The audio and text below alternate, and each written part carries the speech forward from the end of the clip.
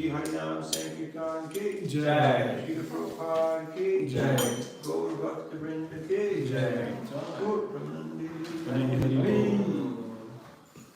Om Ajnanandasya Gyananjana Shalakaya Chakshurunmilitam Yena Tasmai Shri Gurave Namaha Shri Chaitanya Manobhishtam Sthapitam Yena Bhutale Swayam Rupa Kadamayam Dhammi Swaparantikam Jai Shri Krishna Chaitanya Prabhu Nityananda Shri Advaita Gadadhar Shivasari Gaur Bhakta Vrinda Hare Krishna Krishna Krishna Hare Hare Hare Rama Rama Rama Hare Hare Mukam Karadiva Chalam Pangum Gayate Girinya Kripalam Mande Sri Guru Dinataranam Paramananda Maravam Sri Chitaneshwaram Vanchakalpatrubhyascha Kripasindhuvevacha Patitanam Pavanebhyo Vaishnavebhyo Namo Namaha.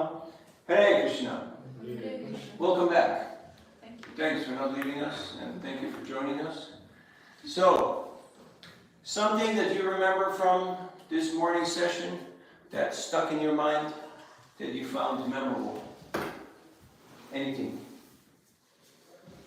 That we can catch the people by our humor. You can catch them by humor? Yeah. Okay. By appreciation. By appreciation, yes, that catches people's attention. There was a man, he came, where was it? It was in Copenhagen. Copenhagen, Denmark. And elderly man, over 80 years old, and he was really dressed nice. And I just said, wow, people still dress like that? Congratulations. And he was like, what can I do for you, young man? You know? And I told him what we got, and he said, well, I just gave my last 20 euros to some homeless guy, but let us go to the ATM and get some more money. And and we went, and he was very happy to contribute. Why? Just because I appreciated him. Yes. What else? Know the interest of the people you are talking about. Know the interest of the people. Yeah. And how do you find that out? In conversation, maybe. In conversation, yes. Not in interrogation, but in conversation. Yeah. Do you like to be interrogated? No? Why not? What did you do this morning? Where were you? What happened? You're like, get out of my face, you know, like, but if you're just having a chat with somebody, then it's okay, you know, like they ask you, okay, where are you from, and this and that, and it's all good. But it has to be conversational style, so we have to learn the art of conversation. Which means we have to... Also, one thing is like, for example, I saw many people in the last book distribution time. Many people are just scrolling the screens or doing something. How to interrupt them? Is it okay to do that? Because some may feel like a... Okay, we'll talk about that, screen time, okay. Reflections of what you remember from this morning? We don't need the money. Yeah, Bhakti is the art of developing selfless love through cooperation. This was a nice definition you gave. Bhakti is what? Developing the art of like Selfless service. selfless love, service through cooperation. Through cooperation, yeah. Learning selfless love through cooperation. Yes. And yes, we don't need the money. Yeah, we don't Remember? Yes. We don't need the money. We don't need the money. Can you say that? But it will be kind of... We don't need the money. You gotta put your hands up, otherwise it doesn't work, you know. We don't need We the don't money. need the money. Okay. Why not? Because my daddy is rich and my mama is beautiful. Anyway, that was a song. That was a song back in the day. But Krishna is the wealthiest, right? Yeah. And Srimati Radharani is the most attractive. So, we are not lacking anything. We're not going out there to take something from people. We're going out there to give. And that's a whole different ballgame. Everybody likes a giver. Everybody likes a person who contributes. But if we're just out there to take, then it doesn't really work that well for so long. Okay, Rupa? Become a master asker. Become a master asker, yes. So, have you ever gone fishing? Of course not. You don't go fishing, right? I did. I Okay. did bad. You remember the box that people bring for fishing? What's in that box? I was not so professional. Okay. I But just you wanted have to seen say- people going fishing. Yes. What do they bring? Hooks. Hooks and baits. What kind of hooks? Which types? Different sizes. Different sizes, different types, you know, some have this color, that color, you know, and they put stuff on it. So in the same way, you can use all that. So learn the art of becoming a master asker, hook people by your interesting questions. Just like, for instance, I need a group of 4 students. Not the easiest crowd to crack, right? Why? Why are students not such an easy crowd? Did Lord Chaitanya find it easy to deal with the students? No, it wasn't easy. Why not? What happens with students? They know everything. They already know everything. What else? They think that material enjoyment works. They think that whatever they're on works and they got it, they got enjoyment. What else? Why are students not easy? Philosophy, they think it's at the end of the old age. That's, you know, outdated. We want engineering, technology, progress, money. Okay, what else? Why are students, the main reason why students are not easy? They don't take things seriously. At that, They don't take anything or anyone seriously, including their own selves. Okay, why else? What's the main quality of a student that is very difficult for them to appreciate what we have to offer?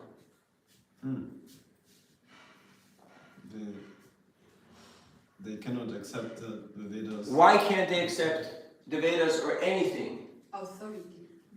Authority, they're not into authority. Okay, what else? We're getting closer, more, closer.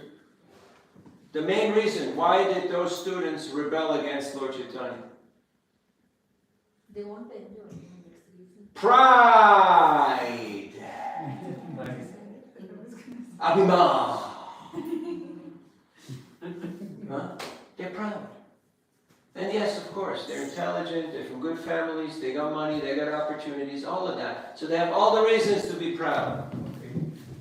So, it's not easy to deal with students. But some ways how to deal with students, okay, you get a group of students. So, I asked them, so who is the smartest amongst you? Who is the smartest amongst you? No. Okay, you see? Then they all point to somebody else, and they all start laughing, okay? That's called an icebreaker. You know what an icebreaker is? Breaks the ice. It means you catch their attention and you stop them. That's the only thing. Sometimes there's different things you can say, you know? Then the next question is, okay, he's the most intelligent one. Okay, let's test it. Let's see whether he's really the most intelligent one. And then I tell him, I'm a wandering monk, you know, I'm Wandermöller, you know, a wandering monk. You know what that is? It's a monk that wanders. Oh, okay. Oh. Huh? So what it has to do with me? Nothing. It's just to prove that, you know, you're not the smartest guy. That's all. Sometimes when people are proud, there's different strategies. No, they act like a student. You know? Yeah, sure. Yeah. There's different strategies with proud people. Like what did Lord Chaitanya, or what did Prabhupada Saraswati Pad say? Hey Sadhava, oh, you're such a great learned person.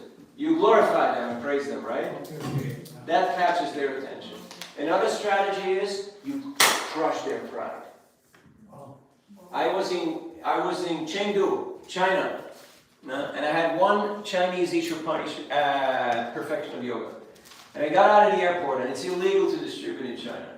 But I couldn't resist. When I walked on the parking lot, there was a yellow Ferrari with a young guy in it.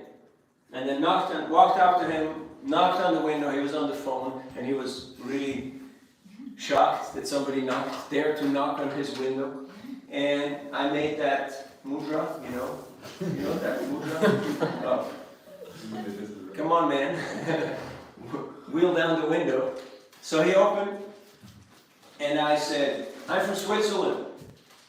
Have you been to Switzerland? And he said, no. And I said, why not? What's wrong with you?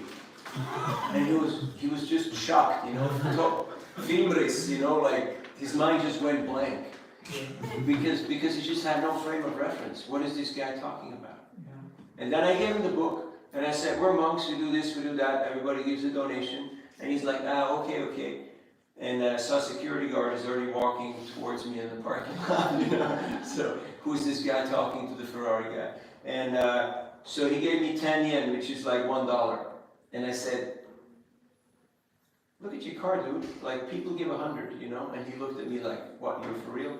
I said, yeah. You know, give 100, which is $10. So he gave that, and I said, this is 5-minute parking in my city, okay? So don't think, you know, you're giving big. And different strategies for different people. You have to know how to engage with people. Sometimes you have to be humbler than a blade of grass, and sometimes you have to be a little bit, as Bhaktisiddhanta Saraswati Thakur said, we should dress a little better and be a little smarter than our audience. Then will people pay attention to you. First dress and then address. What's the first thing people see when they see you? Or Outer appearance. appearance.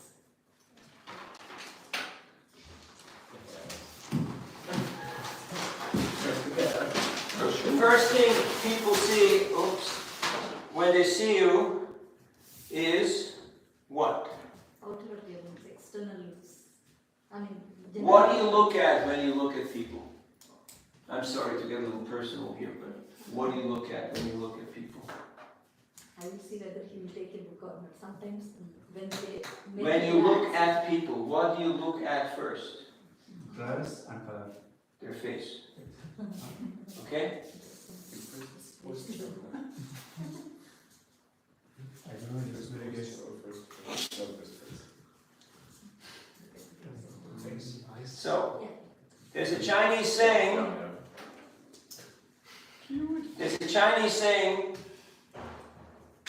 if you don't have a smiling face, don't open a shop or a restaurant. Because people will take one look inside and they think like, oh, I'm hungry. No, I'm not so hungry. Oh. Did you ever walk into a store and you wanted to buy something, you had the money, and then you saw some girl sitting there and she was just on her phone, you know, and you asked something and she was like, you know, like, get lost, I'm busy here, you know, they only pay me like, you know, €2 an hour and I have no interest to talk to you.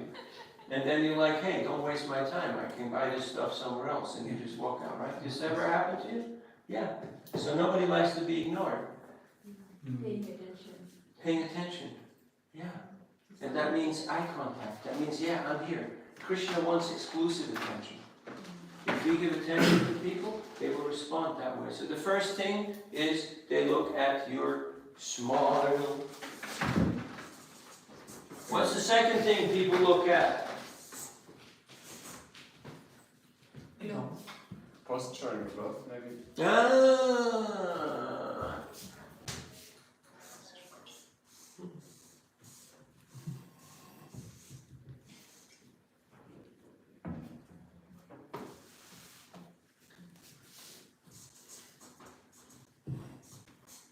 Yes.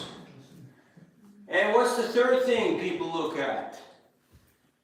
Shoes. Yes. Now you guys don't understand that, but shoes. Shoes? Shoes.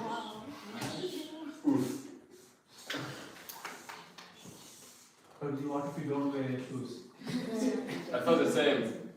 Good question. Like, Because normally If you don't wear shoes, it's perfectly fine if you're an Adivasi, if you're a jungle dweller, or a person in India, and you're in India, you do parikram, you walk barefoot, it's perfectly fine, it's sadhu style. Different ball game. You can wear just dhoti and chadar, no kurta, you know, it's fine. You're in South India, no worries.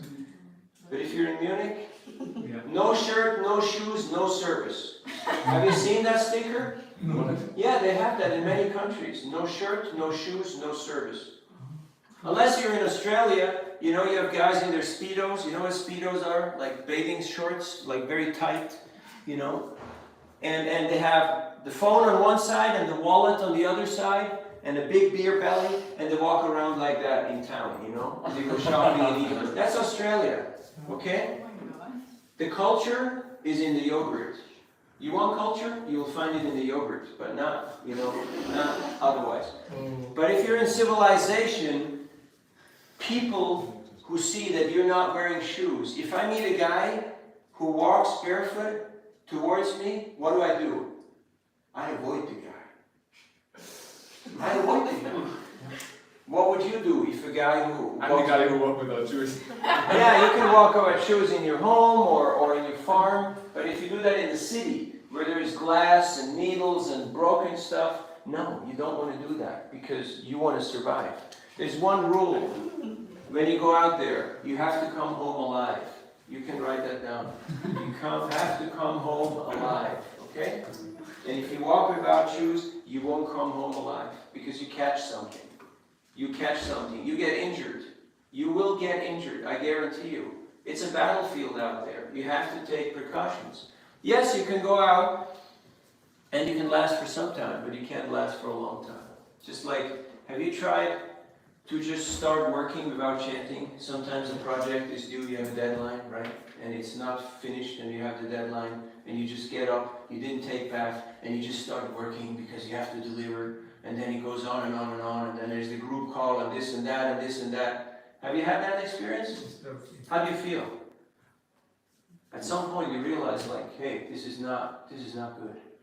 This is subhuman, this is sub-Vaishnav, this is not a good life. You can last for a short time, but not for a long time, okay? So in exceptional cases, what we're not trying to imitate, because you see, in former times, people would appreciate extreme austerity, like not shaving, not wearing proper clothes. But in the West, people don't appreciate those things. They think like, I don't want to deal with a person like that. Because why? Because they look like a homeless guy, they look like a criminal, like a guy who just got out of jail or been living in the forest and stuff like that. So you may be a great sadhu and you carry God's love in your heart, and that's all fine. But the vast majority will totally misunderstand you. So don't look like that. Also, you can run into trouble with the police, with the law, you know, because they look out for all the strange characters. So, anyway, just some reflections. Okay, smile, shirt, shoes. Got that. First dress and then address. Achar and prachar, behavior and then preaching. Otherwise, people will just shut up, and a lot of people can't hear you because what you represent screams so loudly at me that I can't hear what you've got to say. Other points of what you remember from this morning? Be Krishna's teammate. Be Krishna's teammate. Be a team player with Krishna. That means I'm happy to cooperate with Krishna. Krishna has a plan. It's a good plan. And I would like to cooperate with Krishna's plan. Krishna will reveal his plan to us to the degree of our surrender. You can write that down. Krishna reveals his plan to us to the degree of our surrender. Just like in a company, if you want to get a higher security clearance, what do you have to do? You have to surrender. You have to put in more effort, more hours, more time. Then you'll become team leader, then you'll become manager, then you'll become a partner in the company. You might even become the boss of the company. Then you have a higher security clearance, right? You know more about what's going on. You get more access to resources. You get more access to information. In a similar way in Krishna consciousness.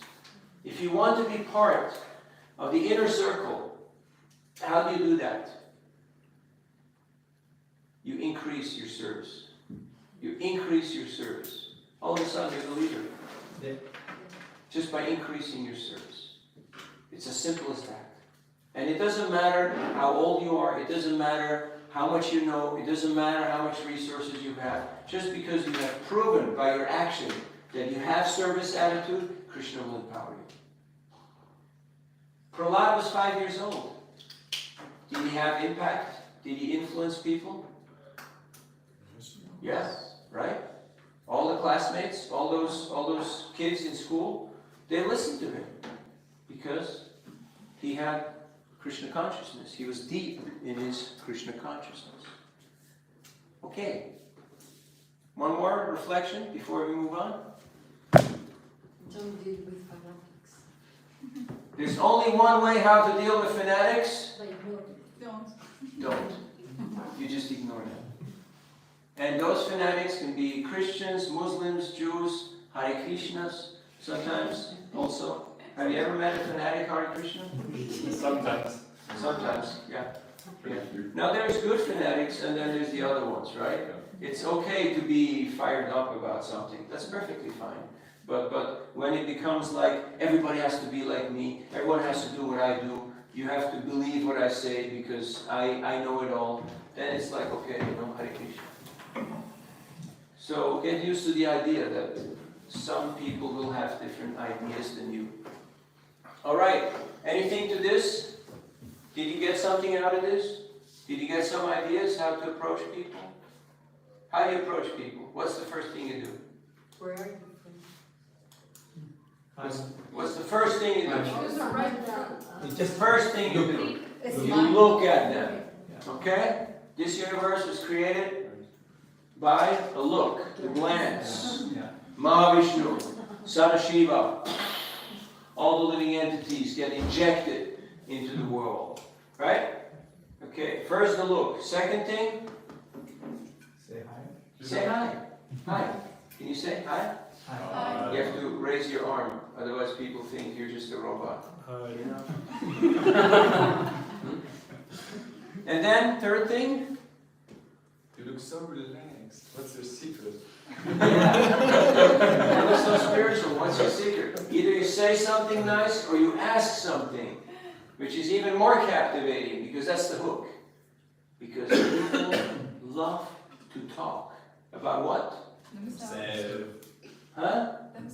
Themselves! Yeah! And what's the most pleasing sound in any language of the world? Your own voice. The sound of your own voice. Give people the chance to speak, and they will eat out of the palm of your hand. Like little birds, they will be there. Oh, oh. Okay? It's not too difficult. Just give them a chance to talk about themselves. And then you take them on a little journey, and you give them a book. Positive is better or negative better, which means like What is better? what I mean to say, like you look stressful today, like you raise the negative things to discuss, or it's like It depends on you, but it has to be natural. It has to be authentic. It has to be real. You know, it's not like you rehearse a script and you just babble something that somebody else in a classroom, was telling you. You have to internalize that and then put it into your own words, into your own... Initially you can try, but some of the stuff may just not fly. Like, I use sometimes very pointed language to stop people if they don't want to pay attention. But that's not something that you should be doing. So you have to be you, and you have to work according to your capacity. Okay? And never get into a situation where you don't know how to get out of it. Okay? You can write that down. Never get into a situation that you don't know how to get out of it. Like, you have a big rocker, with all the tattoos and the biker jacket and the chains and the whole thing, and he looks really scary, and you walk up to him and you poke him in his belly and you say, is it a boy or is it a girl? And either the guy may crack up and may start laughing, or he may really get mad at you. So you have to know how to, what to do and what's appropriate and what's not appropriate, okay?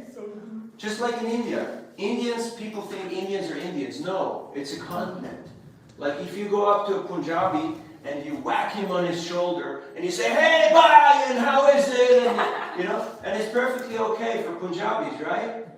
If you do that with a Bengali, the guy's frightened, he's shocked.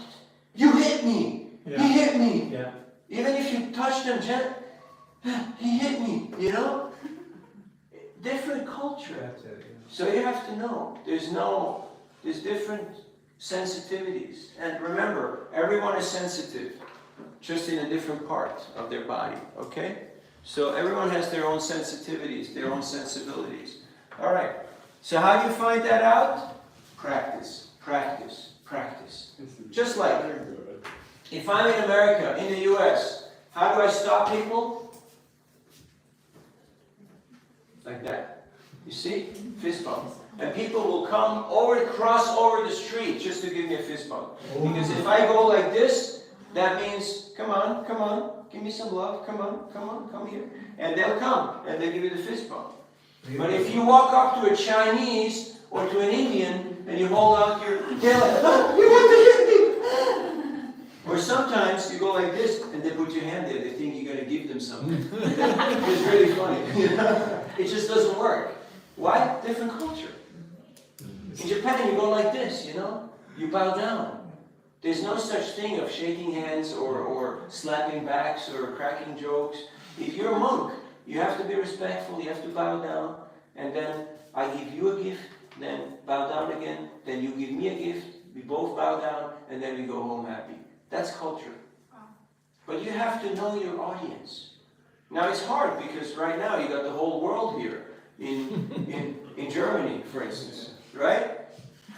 So you have people, you're not sure, like where they're from and what language they speak and what's the culture. So you have to use an approach that's kind of more in the middle, and then you'll see how they resonate, Okay? Yes? I have a question. Yes. Because you said we should give the people the possibility to talk about themselves. Yes. So Not for hours and hours and hours, yeah, of course. but just... Yeah, in the beginning, like I have to ask them a question so they can talk about themselves. But in the morning, you said if you ask them about what are their interests, they will not give us an answer because we are strangers and they don't want to talk to the strangers. So, what are the questions we can do in the beginning so they want to answer? What are some of the questions you can ask people in the beginning? I ask everybody, how's it going? How's your day going? They say, yeah, all right. And then they will start talking about themselves. Yeah.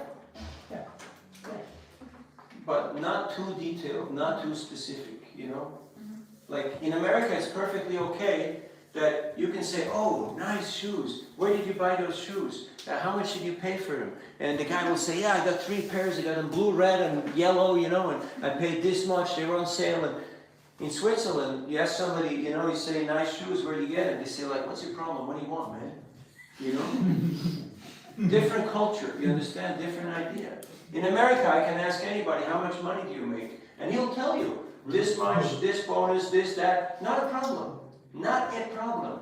Why? Because for them, that's just like, that's what people talk about every day, to everyone.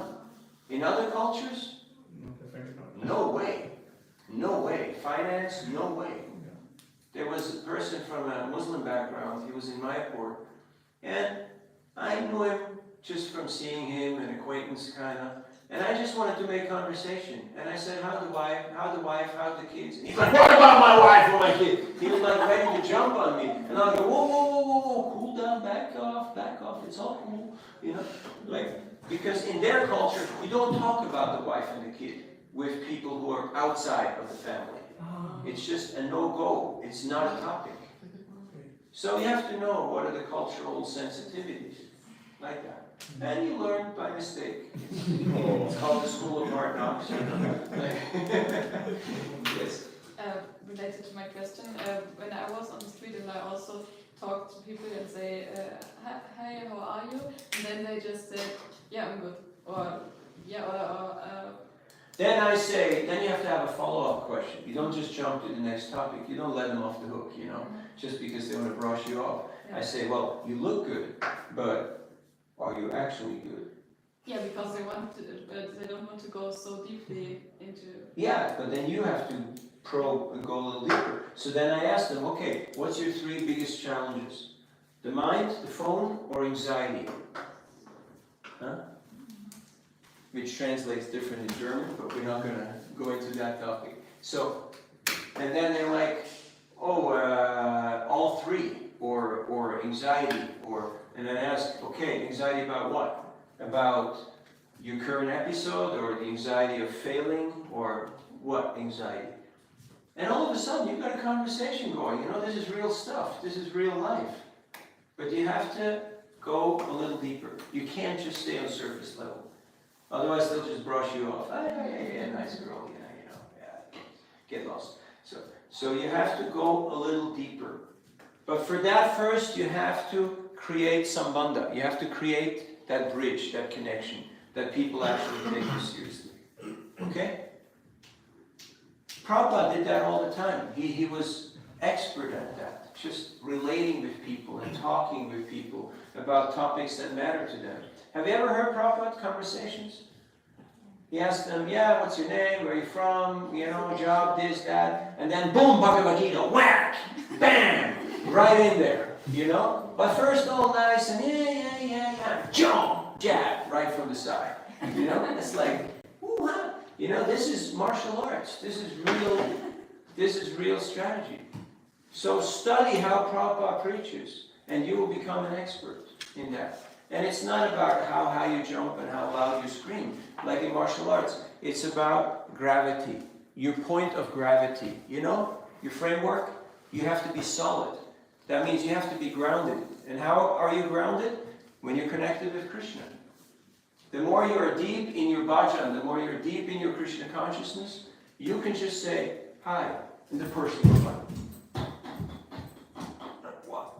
You know, don't look at me, you know. Like, because there is gravity, there is potency. You're chanting Hare Krishna, you get up, you do your whole sadhana, you go out on the street, you just smile at somebody, and the person is like, okay, what is it? You know, it just hits them, because it's a different type of energy. Alright? So don't try to push people, but rather be deep in your own sadhana, and that will create a vortex. You know what a vortex is? Like an energy field that will just like pull people's attention. That's a vortex. You just pull people. Not by aggression or but by your own depth of Krishna consciousness. Okay? Alright, we're carrying on with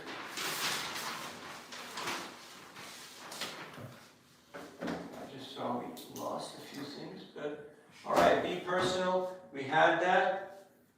The inner mood. What's the inner mood of a Sankirtan devotee? How can I serve Guru and Corona? How can I serve my spiritual master? Prabhupada was praying intensely. Krishna, I don't know why you brought me to this place, but I know you have a plan. Please, if you kindly use me as an instrument, please make me dance, make me dance, make me dance. Markine Bhagavad Dharma. Have you read that prayer, Prabhupada, the Jaladuta? You all have, at some point in your life. Meditate on that and see how that applies, how that resonates with your heart. Okay? And I guarantee you, Krishna will empower you. He will give you the words. He will make you dance. And the plan will be revealed according to our degree of surrender. Then, we talked about motivation, and you are working on that. That's your homework. No disappointment. There is no disappointment in Krishna consciousness. Neha vikramanashasti pratyavaya navidyate svalpamapyasya dharmasya trayato mahato bhaya. What does it mean in plain English? Bhakti Shastris, Bhakti Vaibhavas? Weekly devotional service, if we perform, there is no loss. No loss. There is no loss and no fear. Eternal benefit and no fear. Don't worry. Krishna got you covered. It's not like, oh, I didn't complete my job, now I'm going to lose the whole opportunity. No. Krishna is kind. He says, hey, you did something. Great, wonderful. You will carry on with more, with more. So there's only gain in bhakti. Actually, I told that disappointment was like in 2011, in Atlantic City, I was doing distribution. One lady was, she asked me some questions. I said, he's Lord of the Universe. She banned me like anything. After that, for me, it Banned you? Sure. she showed me. Yeah, verbally. Yeah. Again, I was working at London. I tried again, same thing. So from various places I tried. For me, fundraising is very easy. Thousands of euros or thousands of dollars Where? people will give, but Food distribution tough. Yeah. And even, I just want to distribute books so that Sure. the people want. Where was that, London? At US, I had a difficult time distributing books. Where? Atlantic. I was basically working at New York City, but I tried distributing at Atlantic City and New Jersey. Tough. East Coast, not easy. People are not impressed by no one and by nothing. It's just the way they are.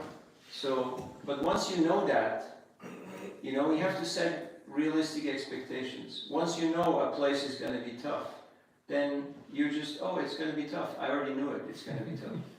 But if you think it's going to be easy or it's going to be okay, and then it's tough, you become disappointed. So whose fault is it? It's not Atlantic City's fault or New York City's fault. It's my fault because I had an unrealistic expectation. So have realistic expectations. Prabhupada knew that it's going to take time, and he was happy to start small. He had full faith in the process. And he was just planting seeds. He was just giving everybody as much as their capacity was. He was happy to give them, even with the little, you know, the pipette, that little glass thing, you know, one drop, one drop, one drop. Some people, all they can take is one smile. Have you noticed? And then if you open your mouth, they're already like, I'm gone, you know. I don't want to hear this guy, you know. But then the next day, it's like, oh, he smiled. Oh, okay, all right, I can hear one word, you know. And then they're gone. And then the next day, they come for a little more. So it's to be expected. People have been averse to Krishna and to spirituality for such a long time that sometimes anything that looks just somewhat pious, they're just like, whoa, I'm out of here. This is not for me. Have you noticed how it just rubs them the wrong way? It's like you rub a cat or a dog the wrong way and they go like, ah, you know? So they're like that. They just freak out. So you have to be patient. It takes patience. All right. What else? All right. Motivation, disappointment, approach, and mantras. You will come up with your own mantras. You can, what I did, I was very fortunate. I started out when I was 15 years old. I watched, observed, and listened to so many devotees, and I took note. And I implemented some of it, most of it. I had to modify and tweak. And then I came up with my own stuff, by my own just experience.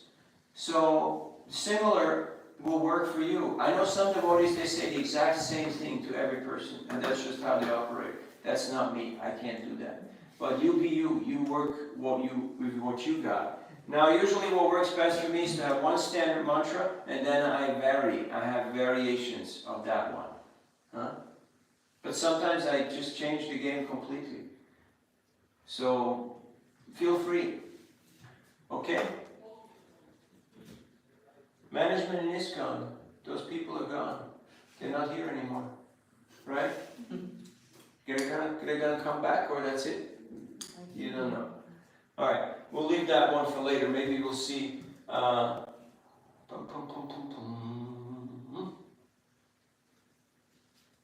Balancing different duties. Who asked that one? He. Here. So another month is Prabhu. Balance and also approach. Two and approach and balance. Okay. Now it's understood when you have different responsibilities, just like you have a family, you have a job, then obviously you have a social life and you have a spiritual life, and then where does the mission fit in with all of this? Where does the mission fit in all of this? Everywhere. Everywhere, yes, but you have to have a sense of priority. Unless you're a mother of 3 or 2 and you learn the art of multitasking, you have to have a sense of priorities, when to do what. So you make a schedule and you figure out what is the best time for sadhana, what is the best time for study, what is the best time for preaching, what is the best time for work. Did you ever see Bhaktivinoda Thakur's daily schedule? Look it up. It's there, down to the minute. He had 10 children. How many children do you have? 3. 3, okay. He had 10. And he was high court magistrate, you know, like he was going to court every day. British Raj built a train to his house so he could go to court. Pretty cool, huh? So, he's a busy man. But he had time to deal with family matters every day. He was very regulated. And he got a lot done. He wrote over 100 books, songs, poems. Most of the songs we sing are from Bhaktivinoda Thakur. How did he do it? He was very organized. He was very regulated. Krishna empowered him. And if you have small children, your sadhana happens before the kids wake up or when the kids are asleep. Because once they're up, it's game over. Yeah. It's it's kids' time. There's just no other choice. Yeah. Already realized. Otherwise, if we neglect them, like I'm sure now someone's taking care of them, so they're fine. Because otherwise, if we neglect them, then they feel resentful. They feel like, whoa, why mom and dad is doing this Krishna thing and not playing with me, not spending time with me. They become resentful. So we have to know how to prioritize, and then things will make sense. And after a few years, they're teenagers, they have their friends, they have their sports, they have their school, and don't worry, they'll be busy. And you'll have more time for mission. Now itself they ask like why you are chanting every day, like that they are asking Prabhu. Yeah, because I like it. Just like why do you play every day? Why do you want to dance and draw every day? Because I like it. So same, I like it. So I like it. You can't argue if I like it, because that's just the highest, that's the highest praman, you know? Right? That's the highest truth. I like it. Yeah, No one can argue with that. Yeah. No one tried to change also when you say like that, yeah. And then of course we have to be sensitive. There are, you know, people involved, and family members have expectations, and boss has expectations, colleagues have expectations, so you have to know how to make it all work. But then we also have to have our own time. Because if I don't prioritize my own sadhana, my own spiritual life, and I just live for others, then at some point I just lose myself. Like what have you gained if you gain the whole world when you lose your own soul, you know? Yeah. So, and that's how people end up feeling oftentimes. And I bring up this point when I distribute the books. I say that this is about really taking care of yourself. Because if you're not good, how can your family be good? How can your relationships be good? How can your work be good? So really invest in yourself.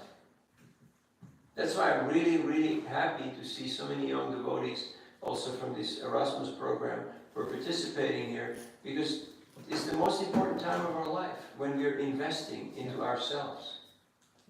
Otherwise, if you stop investing in yourself, then you just plateau. You just kind of, you know, and there's no such thing as either you go up or you go down. But once going up and increasing becomes exceedingly difficult, then you become steady. You still try to do more, but then you become steady. But it's either up or down. There ain't any, you know, flat line. No, it doesn't exist. Okay, we want to expand the movement. Now, we have to understand that the movement is it's a big thing. It's not just a couple of guys running around selling books. This is a cultural revolution. What does culture mean? Yes, it means yogurt also. It means food. What else does culture mean? Work with me, people. What does culture mean? Art. Art. What else? Behave. Duties? Behave. Behavior. Behavior, yes. The whole society is included somehow. Everything is included, basically. Everything interfaces with culture. Values. Values, ethics, communication, the way we do things, that's culture, right? So to communicate a culture is more than passing a few laws and you know, that's more.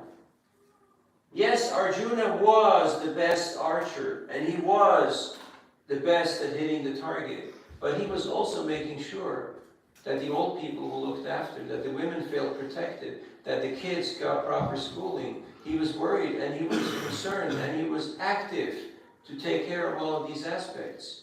And he was the best archer. So it's not like a one-trick pony that, okay, I'm distributing books and that's it, end of the discussion. Culture means that we understand that everybody has a role to play and we have to find ways of how to do that together because it's a big job. Just like if you were to find gold in your garden, you know, you started digging because you wanted to plant a tree and you struck gold. What are you going to do? Dig more. Yeah, big more. Yeah, but there's more of it and it goes deeper. Then what do? Hide it instead it's secretly because in Germany it's owned by the government. At one point you realize I can't really excavate this by myself. Yes. So what do? Either you call the Chinese, or you call the Americans, or you call the Australians to come and dig, and they will give you some bribes and some few bags of peanuts, you know.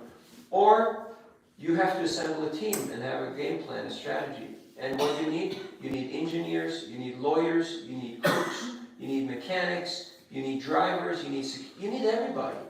Because it's a big job.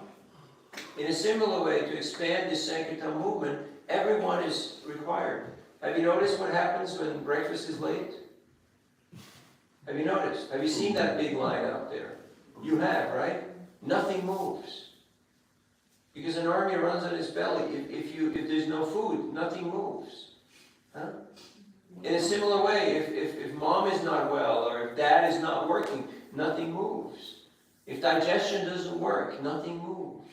So we have to acknowledge that we're all interdependent, and that a chain is as strong as its weakest link. You can write that down. A chain is as strong as its weakest link. That means your group, your organization, is as strong as its weakest member. Voila, there you got it. That means we got to invest sufficient time and energy into strengthening the team, individually and collectively. Like, why are we today sitting here talking about all this stuff?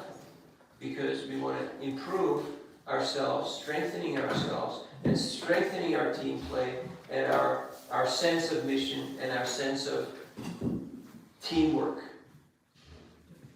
Because otherwise you have a bunch of brilliant people who are totally dysfunctional in real life, and they can't get along. Have you ever seen that? Many times, right? Brilliant people, highly educated people, but they can't agree on nothing, and they can't work on nothing. I was in the Bay Area for 6 years, and the recruiters, you know, the headhunters, the guys who hire people, they said, we don't hire school, we don't hire degree, we don't hire technical knowledge. In fact, they said, we can train any person in 3 months to do any kind of coding and design job. It's easy. That's a detail. But what we hire is character. And that takes decades to develop. If you didn't learn it from mom, it's probably not going to happen, or very difficult to make it happen. So they say we hire team compatibility. We hire people who are willing to take their own ego down and work for the benefit of the team. That's what we hire. Because whether you're in tech, or you're in other parts of science, or you're in business, or in sports, or in spirituality, it's a team play. And if you're not willing to be a team player and pass that ball, and to rejoice if somebody else gets the score, your team will lose. You will lose opportunities, you will lose resources, you'll lose time, and you'll lose good people. Because if someone's standing there and they're ready to score, and nobody's passing the ball to them, they will go somewhere else, where there's better opportunity, where there's better team play. Now, we're in a volunteer organization, you know, in the real world, in the unreal world of market economy, free market economy, also called capitalism. Have you heard of capitalism? You have, right? Inflation. Where you go to a store and they charge you $8 for a bottle of water, right? So, in that world, you have a stick and a carrot. You can threaten people, and there's the incentive, the carrot. You do a little more, you get a bonus. Huh? But in non-profit, in volunteer organization, we don't have those tools. Prabhupada said, I don't have the money to bribe you. I have nothing with which I can force you. I'm a penniless old man from India. Why are these young, educated people listening to me? The only legitimate force that we have is selfless love. That's bhakti. That's the only thing. Because they loved him.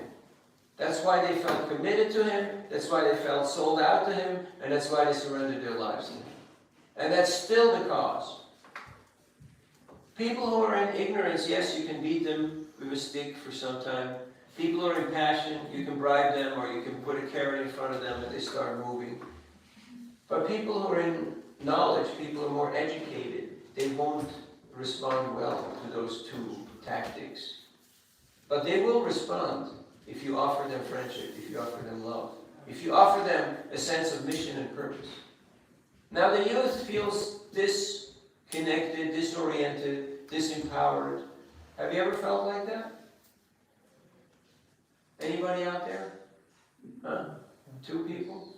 I think all of us, because we all went through this situation, right?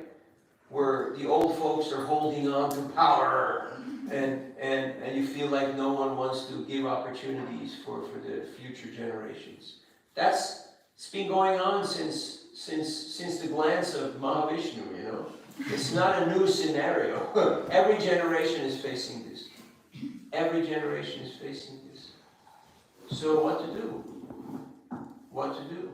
We have to show by our own example that we're willing to invest and to train the next generation.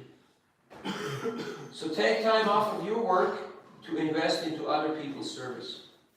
You can write that down. That's leadership. That's a leader. A leader knows what the goal is, how to get there, and how to inspire others to get there. That's a leader. Someone who is willing to invest into other people. Because he understands that by tomorrow I may be gone. By next week I definitely will be gone. By next year, certainly I'll be dead and gone. So then who is going to do it? Everyone else is going to do it. And they're just going to do much better and much more than I ever could. Huh? If you have that attitude, like Prabhupada, he started so many things. But because he empowered people, so a lot of people just took the ball and ran with it. Just like Mukunda, who was Michael Grant back then, when he walked out the door of Prabhupada's apartment to go to San Francisco, Prabhupada said, yeah, and when you're there, open a temple. Just like that, you know? He's a new guy. Not following anything big and, you know, chanting a little bit and doing music and other stuff. And Prabhupada says, go open a temple. And you know what he did? He opened a temple in San Francisco. And it was wildly successful. Why? Because Prabhupada empowered him. He saw the opportunity. Prabhupada treated every person that walked through the door as a future leader of the Hare Krishna movement. Now I can guarantee you, there were some pretty funky people who walked through that door. There were some pretty strange and weird people walking through that door. Prabhupada saw who they were, but he wasn't fazed or disturbed by that. He rather chose to see the opportunity rather than the deficiency. Now how about us? We look at each other. What do we choose to see? Do we choose to see the deficiency, the problem, or do we choose to see the opportunity? That's what separates a leader from a person who's just finding faults or just, you know, it's all bad, you know, everyone's bad. So these are some reflections on leadership skills, selflessness, how to get out of the way. First of all, understand that I'm not the center of the universe. I know it sounds tough, but you know, your umbilical cord, this is not the hub of the universe. You know, Naimisharanya is the hub of the universe. That's where the hub, the center of the universe is. So, understand that I'm small, I'm a servant, and I'm here to do, what does a servant do? Service. Service, yes, exactly. And is there service opportunity? Have you found service opportunity here in Singhachalam? Plenty, right? Like if you walk up that staircase, have you seen the cobwebs that are there? The cobwebs. You know what cobwebs are?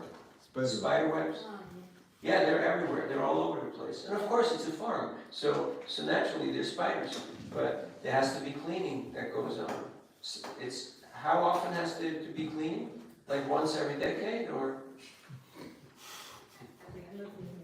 regular cleaning, right? Regular cleaning. Cetodarpana margina.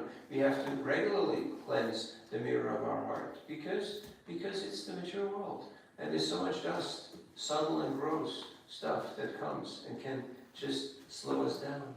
So, plenty of service opportunity.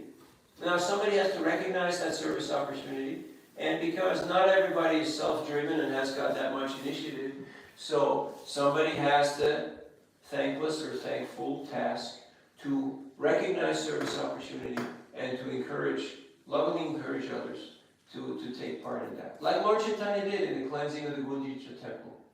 And he engaged everyone.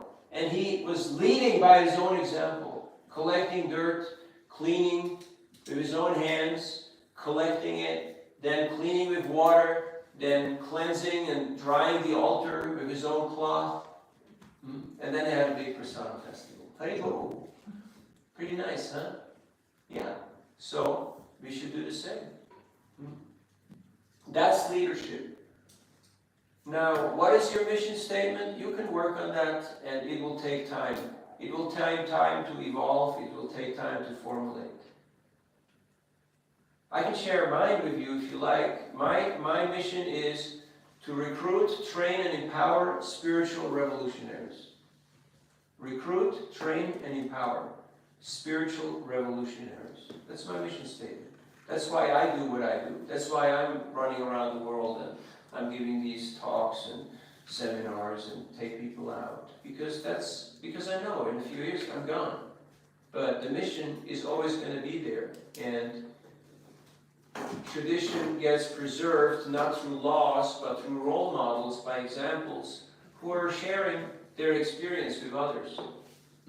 That's how culture gets preserved, by elders, by people who are actually living it. That's why we're so happy. We're so fortunate here that we have Narahari, that we have Akila, that we have all these sadhus. Because otherwise, what's our frame of reference? We wouldn't know how to do squat. We wouldn't know because there's no one to tell us. Okay, there's a couple of topics we didn't touch on because the people already left, but I'm just going to sum it up for sake of completeness. Fundraising in relation to BB. What's BB? Book distribution. BD. BT. BT. Okay, I got confused. Sorry. What is BB? No worry. Preaching, if you're a preacher, then management comes at your fingertips. Prabhupada said that. If you learn how to communicate ideas, then managing becomes very easy. And if you have a person's heart, you also have their wallet. Because heart includes everything. But if you only get money and you don't have heart, then not so good and not so sustainable. Yeah. So we're not fundraising, we're friend raising. We're just making friends. And once you offer people friendship, and people, believe it or not, I don't know how, but people are looking for friends. Have you noticed? What's the worst thing? Oh, somebody unfriended me. Now, I don't do social media, but I have seriously heard from people who were heartbroken because somebody unfriended them on social media. I don't even know how it works, like they clicked one button and now that person's world has caved in, or, like he's not as happy as he was before. So, if you offer people friendship, people will take it. So we're raising friends. Just like in the UK, you heard of Bhaktivinoda Manor? Yeah. Shruti Dharma Prabhu, who was the temple president there for decades, he befriended so many people because he was very friendly, very humble and service-oriented. And he cultivated 100 families who each gave 10,000 pounds every year. And he had a dinner at each of these 100 families' homes once a year. And he personally raised £1 million for the manor. And that paid for all the salaries and all the overhead for all the staff at the manor. Pretty good, huh? Pretty cool. Just one guy, alone, by himself. Why? Friendly. And then funds will come. Funds will come. There's no lack of resources. Once people know you're doing the right thing, people want to help. They want to contribute. There's no lack. But some people will also exploit and I mean, That's always there, so we don't have to allow them to exploit. So that's why you put not just a donation box, a hundi, but you also say, okay, if you come here for prashad every day, then, first time you get free, second time, this is the fee, this is what you have to pay. Or else you go to the Food for Life place and you get free food. That's another option. There are always other options. You want restaurant food, you pay restaurant price. You want devotee prasad, you pay devotee price. You want, food for free, then you get that. There's different options for different people. So don't allow people to exploit you, yes? I have difficulties to estimate whether it's a spacing out or really caring for a person, or whether it's just some mental thing. Spacing out, Yeah, caring. that's why I often think that spending too much time with the person might be. I have also sadhana to do or service. Yeah, no, that's not required spending too much time. You mean on the street or here at the temple? In the community, especially now. You have to have your priorities. You have your sadhana and your service, and then you're free to use the rest of your time according to your own volition, to your own choice. Okay? So you can't open up in a conversation and a person opens up, telling you their life story, and then you say, hey, bye, I gotta go now, and you run off, And the guy's like, dude, why did you talk to me, So you have to be real, you understand? So if you're getting into a conversation, then you have a conversation. And if you're too busy, then you do other things. You have to know. Like Prabhupada, how did he deal with it? He got up at midnight every night and he translated 6 pages. Then he chanted japa. Then he went for a morning walk. Then he went for darshan. Then he gave Bhagavatam class. Then he ate breakfast. Then he tended to mail and correspondence and business matters, management. Then he took lunch. Then he took a nap. In the afternoon, from 4 to 6, his door was always open. It's another thing. You want to be a leader, you have to be available to your team. Not get back to them after 6 months, or something. Because what does responsibility mean? It means the ability to respond. If you don't have the ability to respond, you're not responsible. That means you can't be a leader. If you're not answering your mail, your phone, or people's questions, you're not a leader. Simple as that. Not in the true sense of the term. So every day for 2 hours, Prabhupada's door was open, and he would hold darshan, where people could walk in and sit and talk with him. I met one man in New York, one man in San Francisco, and he said, I know this person. I said, how come? He said, I was there in New York. They told me, he's upstairs, and I walked into Swamiji's apartment, and he said, Prabhupada was sitting at a low table, and he walked in, and he sat down, and they said Prabhupada was writing something, and he said it was perfect. He didn't say anything, and I didn't say anything. Because he knew that I knew that he knew. That's San Francisco, and he said, after 40 minutes, a servant came, gave me some fruit, I got up and I left. And it was the perfect experience. He had to wait for 50 years before he could hear Prabhupada. Why? Too much noise in his head, too many demons. Prabhupada didn't speak to him because he saw this guy, he's not ready to listen, nothing. No questions, It's just... So, after 50 years, he got a small book and paid $1 donation. Maybe now he can hear Prabhupada. Now we're here physically, but where are we in our consciousness? There's some noise in our head. I can read minds. I can hear what's going on. So, it's obvious. I don't know, does this answer your point? You have to choose your priorities. And first is always health, sadhana, service. Of course, don't take that as an excuse not to do your service. Okay? But if you have to prioritize, that's Bhakti-Vinod Thakur's instruction. Because if you don't have health, you can't do sadhana and you can't do service. So, first is take care of your health. Then, chant rounds and read. And then make sure you get your service done. And then you have your own free time where you can socialize and, use it for other things.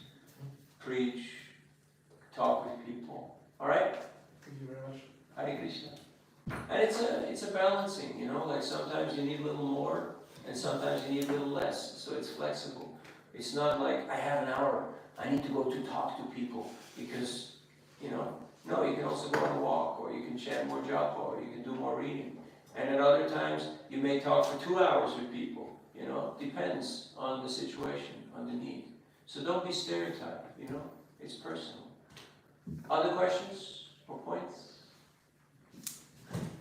How are we doing here? Prabhu, Yes. the question is asked when someone is looking at their phones or maybe reading books, how can we, is it okay to interrupt them, and if so, how we do it? Yes, it's okay to interest them. And how you do it is very simple. Is it okay to put the book in front of them and Hold your phone. Pretend you're typing. You look like a natural. Hey, how are you doing? You see she's paying attention. It's the most normal thing, phone is not that important. I talk to people even if they're talking on the phone. I talk to them. Sometimes they're like, but then they see that this is more important. Then they say, can I call you back? Okay. And then they attend to you. Yeah. It's just a matter of priority. This is urgent business. If the house is on fire, you don't have time to waste. This guy may flatline any moment. Maybe game over. This is urgent, but you can't just jump in there and impose. You have to do it in a sensitive way. So you catch their attention, and when they see Super Soul is in their heart, he tells them, listen to this guy. This guy's got something important. Listen to this guy. And then they hang up the call and they deal with you. It takes time to build up to that level of performance. Initially, it's like, have you ever cracked walnuts? Have you ever cracked nuts? What do? No, not with a hammer. No, that's not how it works. how you crack nuts? Yeah. Gently, right? Gently. Because if you take the hammer, then what happens? The nut is gone. No, the nut is there, but the shell is right in the nut, so then it's a whole mess, right? So don't do that to people. Don't go there with a big sledgehammer and look here, whack. Because then it's like, it's not pretty. But if you gently do it, then you have the two sides of the walnut, like the two halves of the brain, any nut. So what you do is, you open those who open easy. Like you can take two walnuts and you hold them against each other and you just slightly tug it and then crack. They usually open. Have you noticed? It's not a matter of force, cautiously of strength. No, it's a matter of technique. It's a matter of technique. Okay?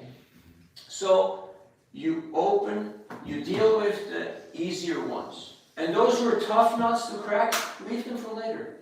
It's like you have a test. You do the easy stuff first, right? And you run through it. Then you do the stuff that's a little more harder. And the most difficult ones, you leave them for last. Because time may run out. You may not have all the energy and time to deal with those. So those who are most likely to succeed, you deal with them first. Okay? Other points?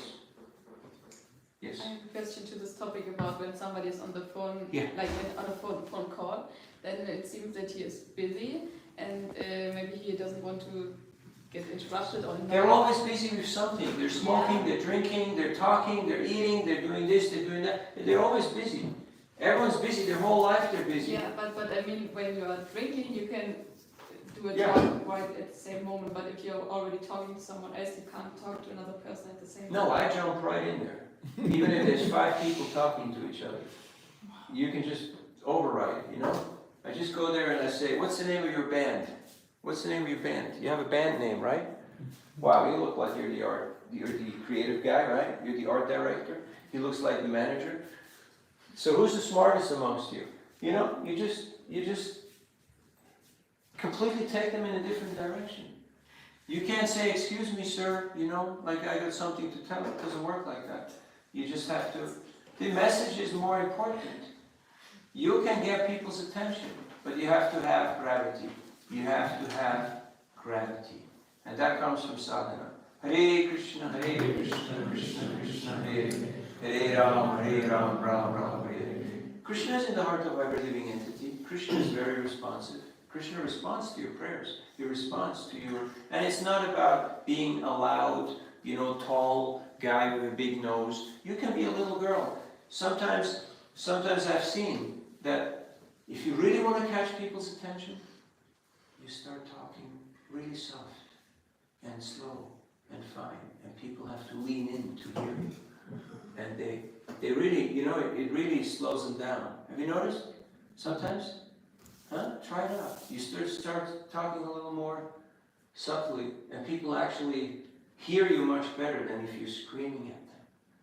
So use all these different techniques, because like in communication, there's different tools that you can use. And screaming is okay till you're like about 18 months old, right? When you have a 5-year-old kid or an 8-year-old kid who comes in the room and yells, then you say, that's not my kid. My kids talk.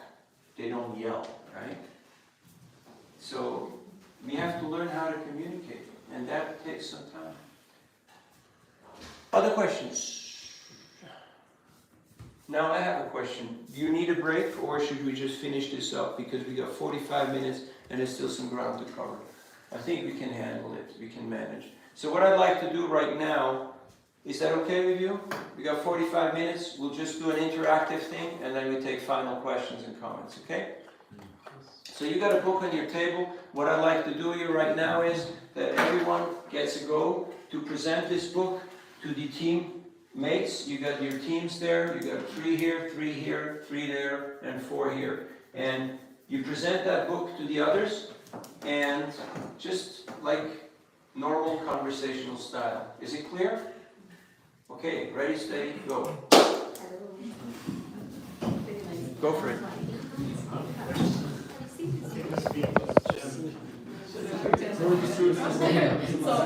No, I have no idea what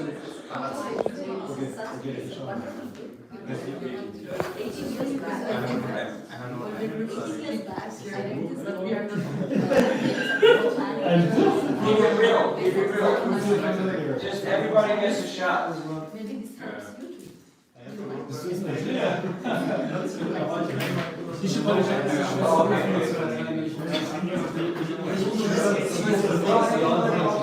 Just explain, yeah, thank you very much. Then what is there? Yeah, so Okay, George is here.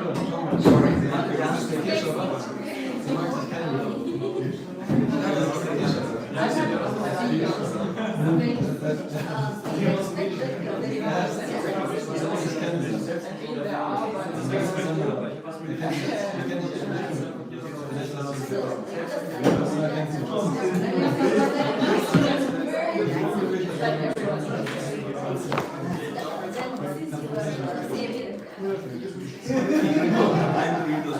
Where's the book? Yeah, but you have to put it in.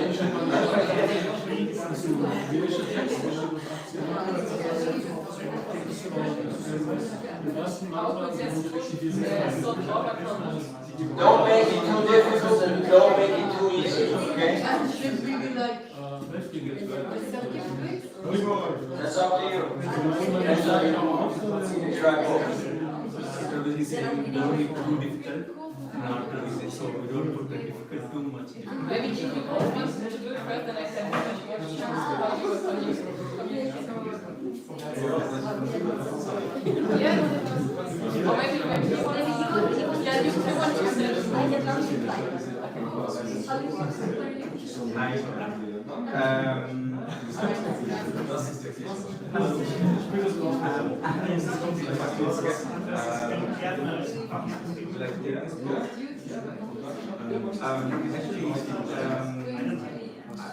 Before reading this book, I was reading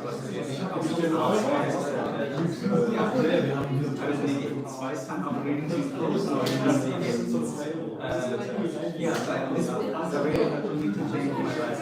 Now I'm more organized to do things very clearly. So maybe we want to is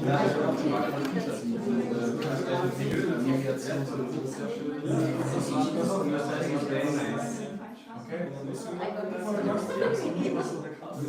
That's very good. Maybe we can try. Yeah, maybe we can try. This book is really nice and it really changes my life because it changes my life.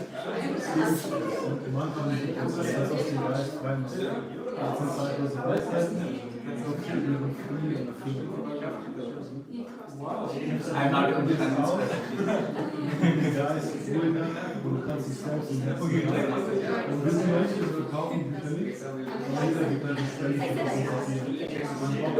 okay, then I have to think about it. That's good. Then you can take it and you can think about it. No problem. It's not doesn't thousands of dollars and also we are not, we don't need money. So we don't need money, but in case it's actually €7, but €1 the sentence is actually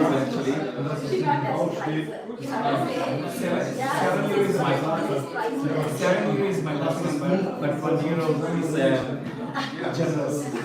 This is very good statement actually.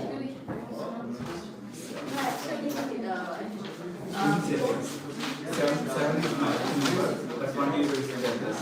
Then people think that way, they go for generous.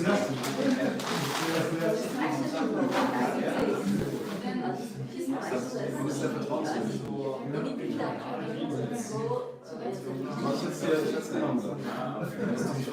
Name? Yeah, what I said is like about the price. I said it is like €7 is my lucky number, but €1 is more generous. And she says that it's actually priceless. It's actually priceless. So it should go better. Whatever you feel like. Whatever works for you. This is actually price. Yeah, okay. It's actually priceless, but yeah, priceless.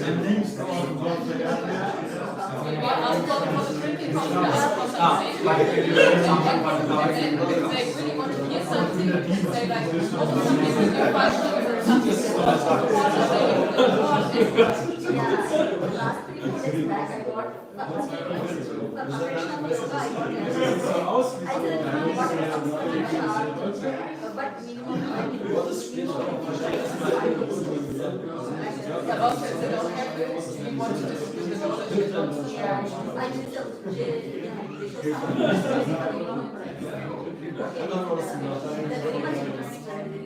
I mean, usually people have an idea of how much it would cost. So they will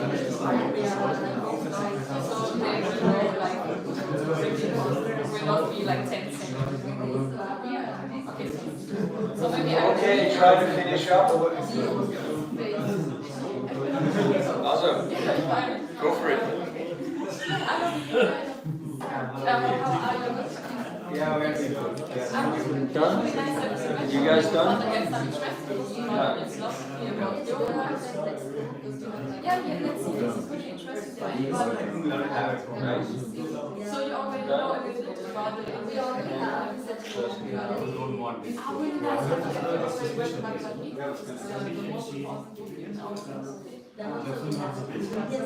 In der Reihenfolge der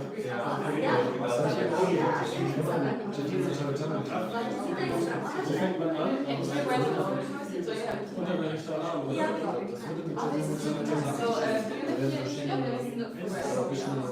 So have you visited the temples you want? Alle 16 Länder aufgezählt. Yes, we are associated with this one. Actually, I need to try to give you some No, we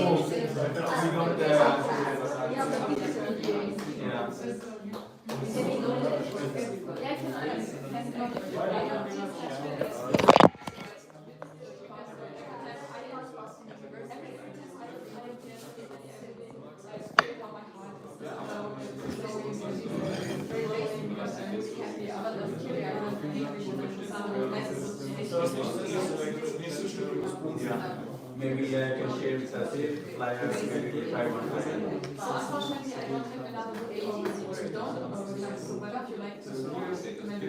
Hare Krishna, Krishna Krishna, Hare Hare, Hare Rama, Rama Rama, Hare Hare, Hare Krishna, Krishna Krishna, Hare Hare, Hare Rama, Rama Rama, Hare Hare, Hare Krishna, Krishna Krishna, Hare Hare, Hare Rama, Rama Rama, Hare Hare.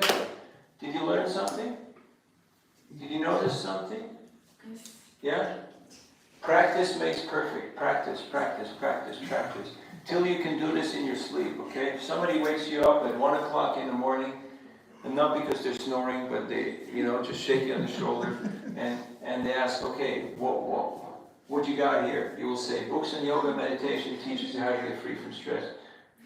We don't need the money, but you need to give a donation. Please. I have the best dreams sometimes, people handing me big bags of money, I'm giving them stacks of books, like, amazing.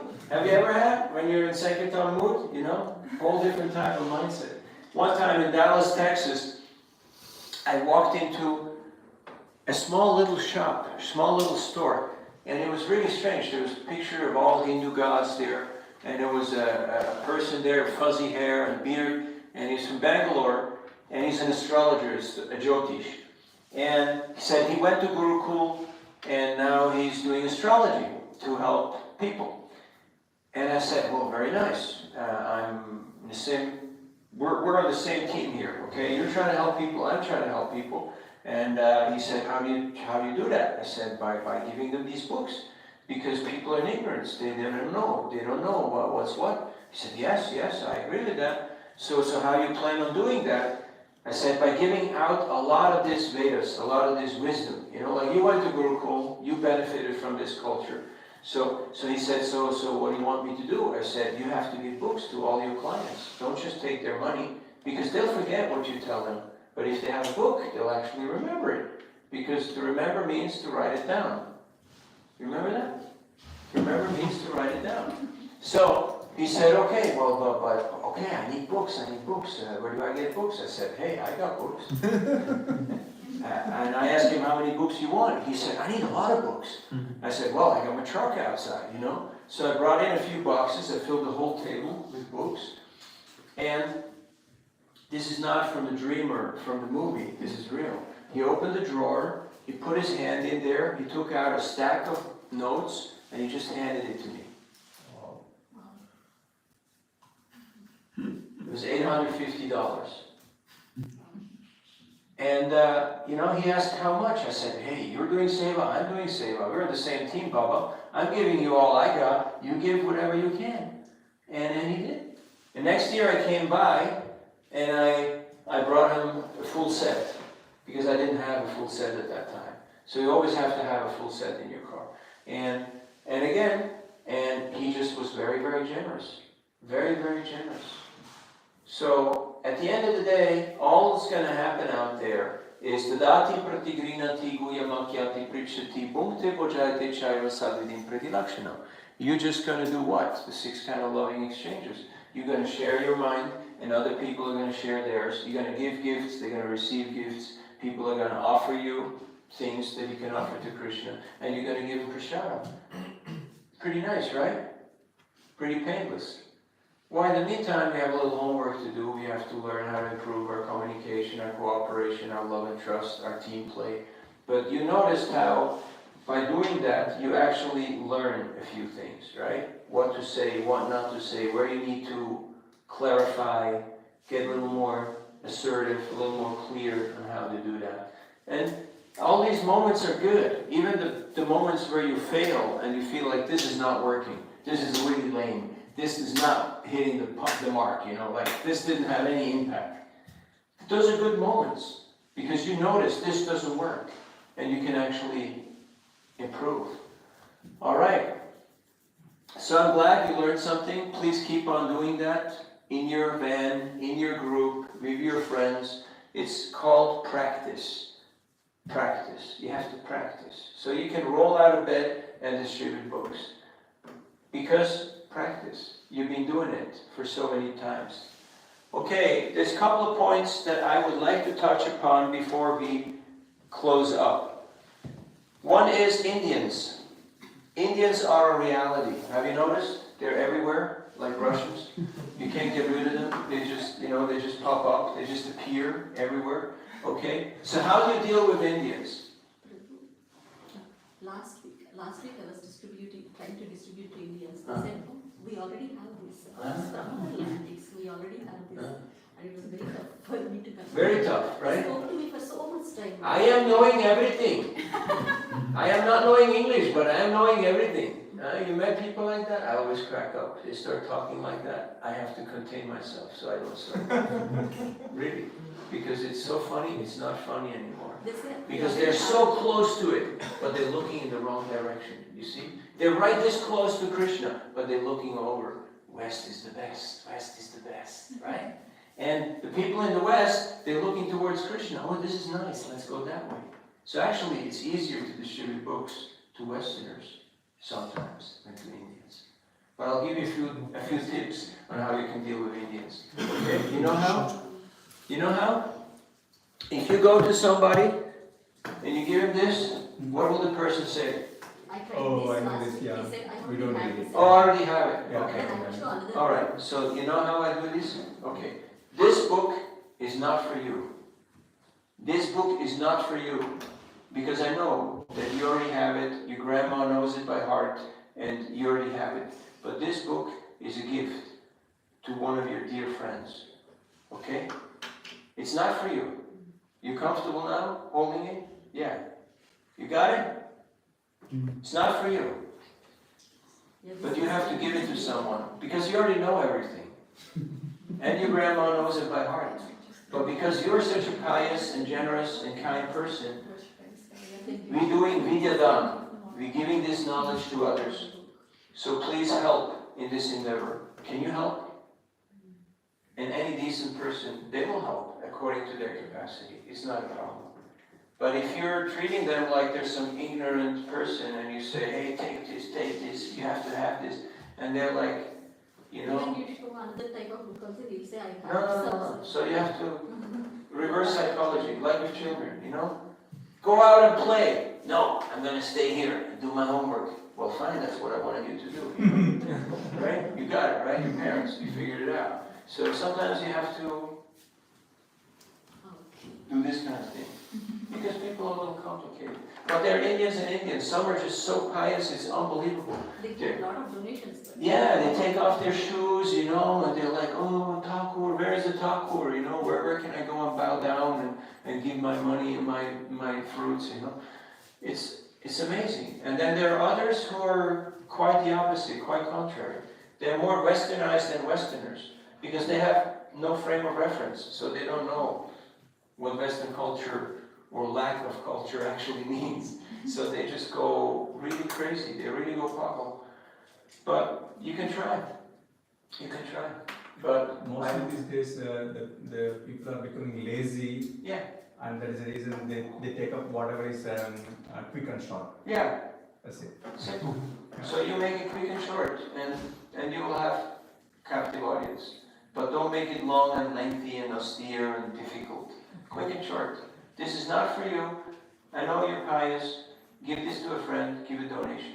And then after a while, somehow you'll inspire them to show up, to actually come. The goal is not just to sell a product. The goal is, what is the goal? Remind me?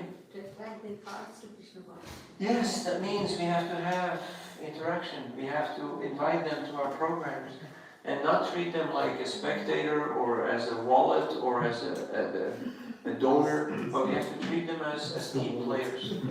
And those who are intelligent, they'll actually get it, they buy into it. Some want to be spectators, some want to be sponsors, but many will actually want to be participators. And they will start sadhana, they will take initiation, they will become leaders. And we have seen. But it depends on how we deal with them, how we treat them. If you treat them like spectators, the majority will stay spectators. If you treat them like walking wallets, the majority of them will be, tight and stingy and sometimes a little generous, but if we treat them like team players, then you can get much more out of them. Like you can tell them, oh, you don't like the kind of centers and festivals we have, you want to do something grand style, like Puri, like India? Okay. You guys are engineers. You guys have know-how and knowledge and money, so, help. It's possible. But you have to empower them. You have to get them into the team mood. And that means, sometimes we have to also give them, some recognition and some appreciation. That everybody needs that. They're like, I remember Rotary Club and Lions Club and this club and this corner. But what does it mean? That I go on a Jamastami and I put a coin in the box? No, they can do better than that. Okay. And there has to be someone who does follow up, because follow up is not here, but any outreach has to have a follow up. If you go and plant seeds, you have to go and harvest. You have to cultivate. It's a full cycle. You can't just be satisfied, oh, we distributed so many books, but how many people showed up? How many actually showed up? I heard from my friend, her dad, that in New Mayapur, they have a woofers program, willing workers in organic farms, people who come to volunteer on the farm, and they help. And if you engage them and you treat them nicely, many will become devotees. Habt ihr viele Freiwilligen hier auf der Farm, die kommen? Nicht so viele, ab und zu. Ab und zu. Und manchmal werden sie auch devotees, oder? The more we actually encourage people to associate with devotees and to be in the association of devotees, to participate in programs, the more they'll become devotees. It's just a natural progress. It's just a natural thing by Sangha, by association. So you have to have follow-up programs. Book distribution is not the end-all, be-all. It's the first point of contact, but it's not the final, hopefully. We want to see the people again, and you invite them. We were in Hamburg on Prabhupada's appearance day, and we went out into the Fuzi, just around the corner from the temple.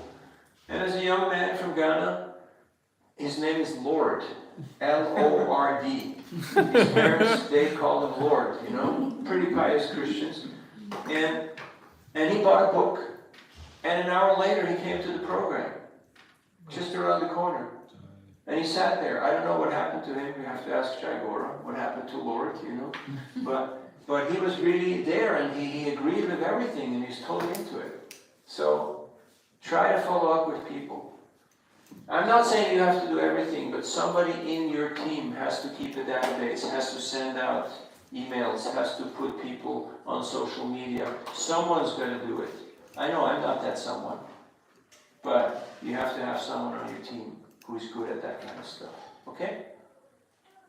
All right. So much for Indians and follow up. Now, what is our focus? Our focus is to make more money?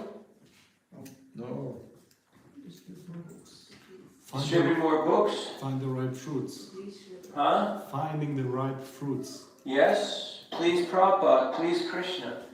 And then all the other stuff will just be a side effect, Christians are doing 100 times more than we are in moving literature and in building churches and in doing things. So we can learn. Prabhupada said, study the Catholic Church. They've been around for 2,000 years.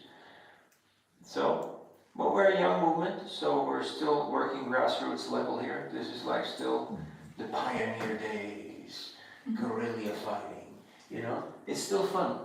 Because later on comes organized religion.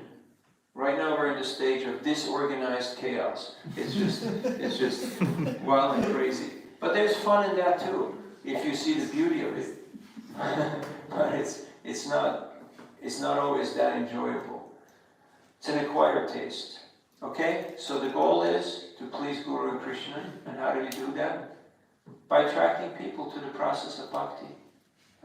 And that means I have to be attracted to bhakti. I have to be connected to the process. Okay, which brings us to the last point, which is focus. We have to have a clear focus. What is my focus? What are my priorities in life? And I know there's so many things that need doing, yet there's so many good causes in the world. Have you noticed?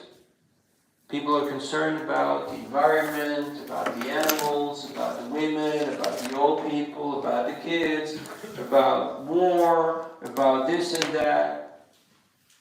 But there is one good cause, which is the great cause, which includes all these good causes, and that's Harinam Sankirtan. That if people actually engage in Harinam Sankirtan, they will naturally be kind, considerate custodians of the universe. They will, because that's what a Vaishnava is. So that's a one-stop solution to all the problems of humanity. But if you start working with patchwork, you try to put a little band-aid here, and a little cookie there, and a few bags of rice there, and a few dollars there, or euros, it won't solve the problem. We have to address it at the root. It's systemic. The enemy are not the Arabs or the Pakistanis. The enemy are not the Russians or the Americans. The enemy is ignorance, avidya, the uncontrolled mind and senses. So, and that is being alleviated. That's why we tell people who are helping suffering humanity by giving them this greatest wisdom of Krishna consciousness. And no one can argue with that, because everyone has had their fair share, their fair taste of ignorance and what it means like. So these are some reflections on today's topics. We still have a few minutes to reflect on questions, comments, and realizations. Yes? Here in the temple, let's... Yes, you had one question that you asked me before, and I'd like you to ask it. Oh, I felt like you answered that. Okay, you're happy with that. All right, so here in the temple? It's more specific that we have a kind of avenue where people come. Yes. And we can distribute books. But at the same time, we can also immediately cultivate, because people who come here on their own, they have some inclination. Sure, they're already ripe. They're ripe fruits. They're walking in the door. They're on your turf. Yes. So, in that connection, I'm wondering, is there specific books which are very effective in supporting a person's connecting further? It depends on the person. Sometimes Bhagavad Gita, but sometimes Bhagavad Gita is too much for a total newcomer, for a person who knows nothing about nothing. Sometimes it may be better to give him a sense of self-realization. You have to see their capacity, like how much interest do they have, how much resources do they have. I don't just drop a Gita on anybody and everybody.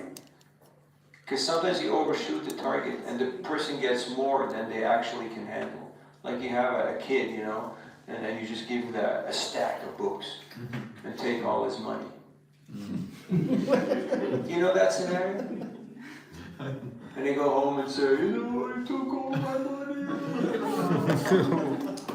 And then mom comes, you get the whole, we've seen all these episodes. So sometimes it's better in like a needle, out like a plow. But if you go in like a plow, you go out like a needle.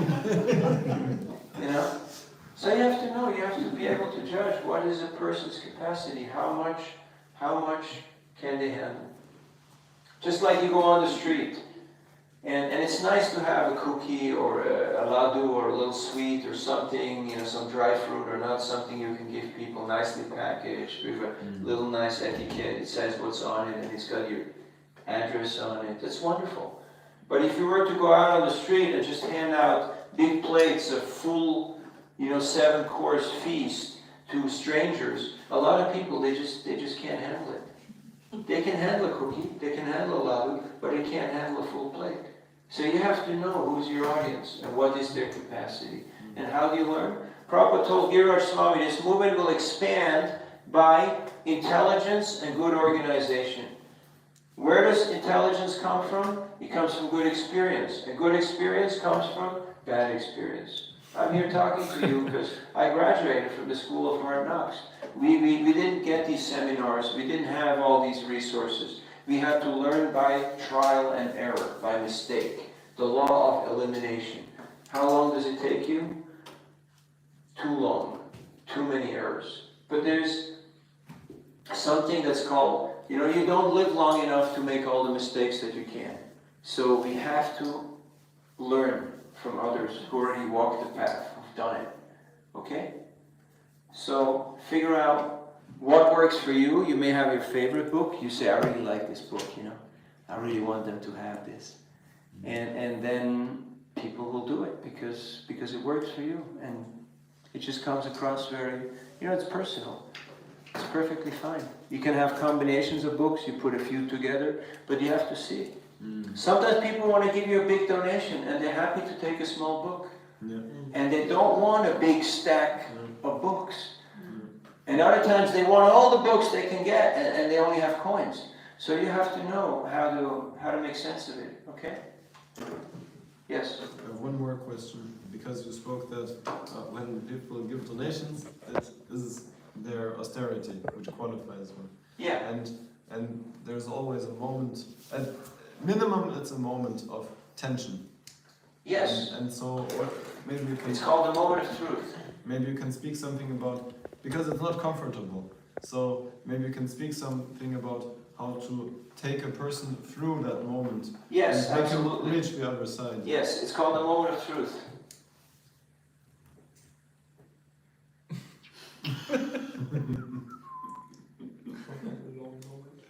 You hear the mosquito sneezing, right?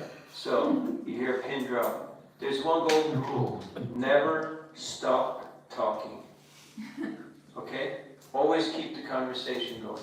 Because as soon as you stop talking, their mind becomes very loud, and they say, hey, I don't need this, I need to go here, you need the money for something else, and they're off, they're gone. Have you noticed? So you just have to keep on engaging them, and you just keep on talking with them, and then, believe it or not, the majority, they will take it. Okay? And how will we then feel... It's like you go to the doctor, and the doctor says, okay, it's really nice you came, and how's your job going, and how's the weather, and oops, what was that, and okay, now you can go home. And what about my injection? Oh, that already happened, it's okay, you can go home now. You understand? And the patient... But if you show them and you say, look, you see here this big needle? It's gonna hurt, man, it's gonna hurt. I'm gonna stick this in your butt, and you're gonna be, it's painful. It's really heavy, Then, no. But the patient knows... Make it smooth, okay? But the patient knows he's coming to the doctor. But the people are not coming to us expecting that we will treat them spiritually. Well, you can wear a t-shirt, it's got the red cross on it, and it says, I'm the guru, I'm the guide, I'm the savior. I'm not sure how many people want to listen to you. My point is that they don't expect to be taken through that tension, so my expanded question is like how to make sure they actually reach the other end and they feel, okay, it's all right. Empathy is not a t-shirt or a tattoo or a secret handshake. It's something that people feel viscerally, that you have my best interest at heart. You're not here to cheat me, you're not here to exploit me. They feel it, they sense it. You know that dogs can feel your heartbeat? You know that? No, I know. Now you know. Okay?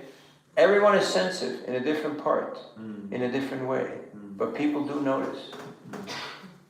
You notice that people open up when they see that you're not, you're detached. You're, hey, I'm good, like, they ask me, well, what do you do in your life? I say, I get up early, I do my meditation, and then I study, and then I have breakfast, and then it's playgroup time. I go out and I just serve, I just interact with people. And not going out into the world to get something, but going out to give, to share.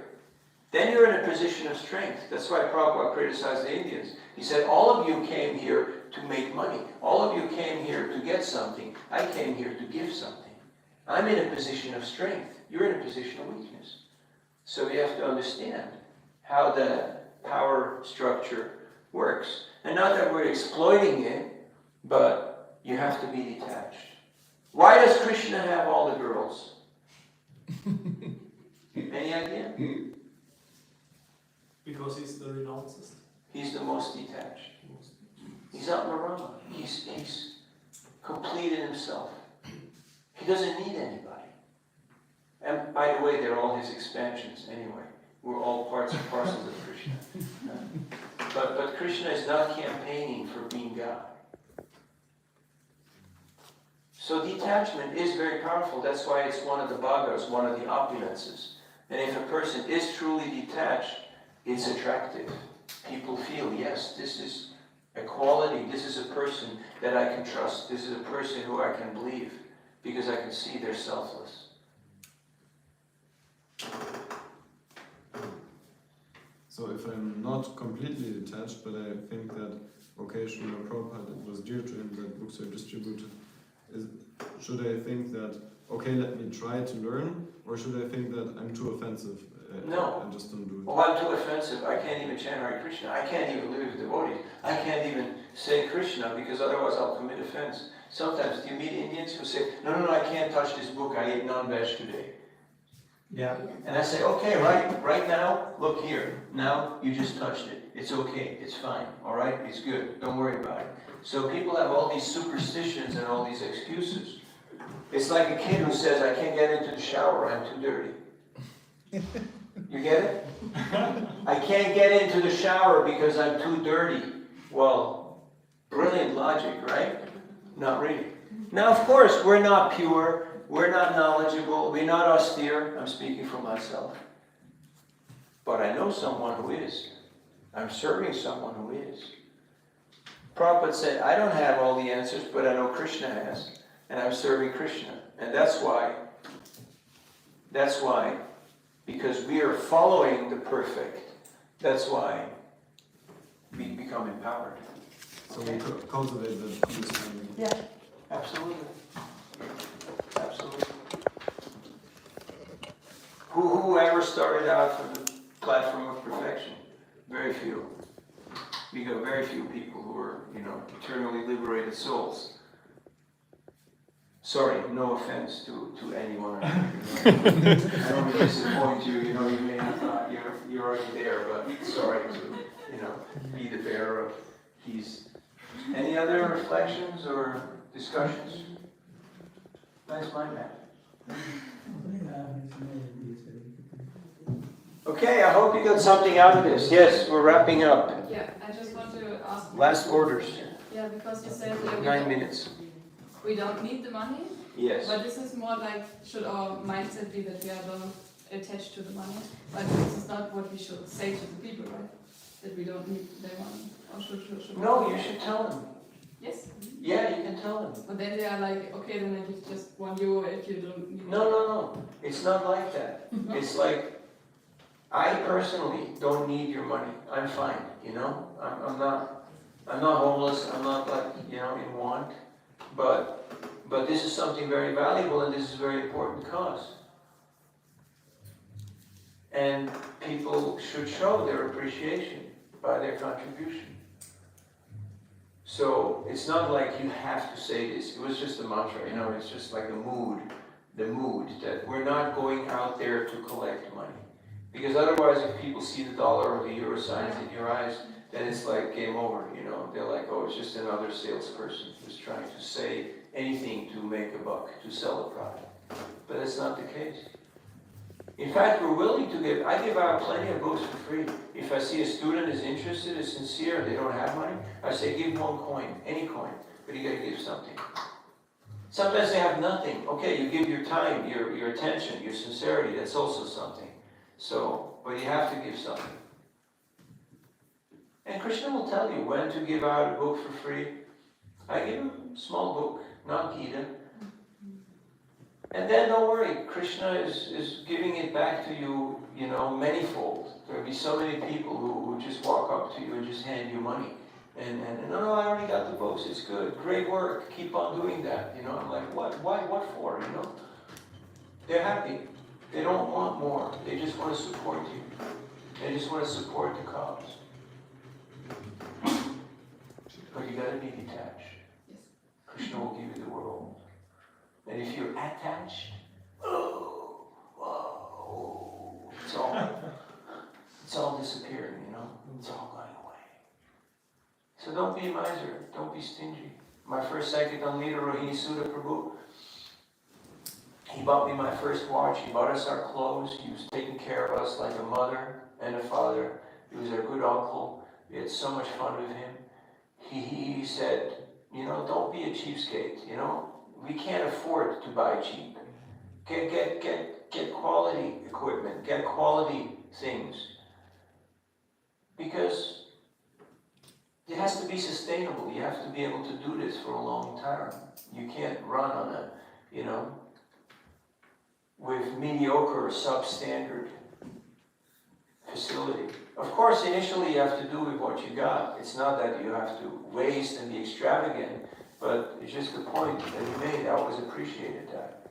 I remember in '86, I went to Sweden for the first time for Vyasa Puja, and one of my godbrothers bought me a winter jacket, North Face, down jacket, Gore-Tex, waterproof, and it cost 600 euros, which back then was an obscene amount of money in 1986. But that winter jacket lasted me 15 years. So, you know, that's how much? 15 years? 600? You do the math. How much is that? 40 euros per year, right? Not too much. But if you go and you buy something cheap, and it breaks after 3 weeks, and then you get the next one, and it breaks after 6 months, and the next one, and it breaks. You know the scenario, right? So get stuff that's quality, and take care of it. Learn how to take care of Krishna's property, and that includes your body and your minds. Don't wreck yourself by negligent and stupid behavior. That you think, oh, I'm transcendental, I can walk barefoot. Well, Prabhu, it's snow and ice out there. No, I'm a yogi, I'm fine. And next thing you know, the guy's got pneumonia, you know, and he's coughing blood. Yeah, we have seen all this kind of stuff. And after a while, it becomes chronic. So don't neglect yourself. Take care of yourself. And that also means mental health. That also means relationships. That also means friendships. Invest in that. Because we're here today because people took care of us. And that's why we're trying to pay it forward and take care of you. And we expect you to do the same. Because that's the price that we pay to be in this world. It's called service to others. You know who said that? Service to others is the rent that we pay to stay in this world. Muhammad Ali. Huh? You heard of Muhammad Ali? Yes. The boxer? He really loved the devotees. Whenever he saw devotees in an airport, he would move with a whole bunch of bodyguards. Whenever he saw a devotee in an airport distributing books, he told his bodyguard, go give him 20 bucks. And, you know, they would go. Because he appreciated what the devotees were doing.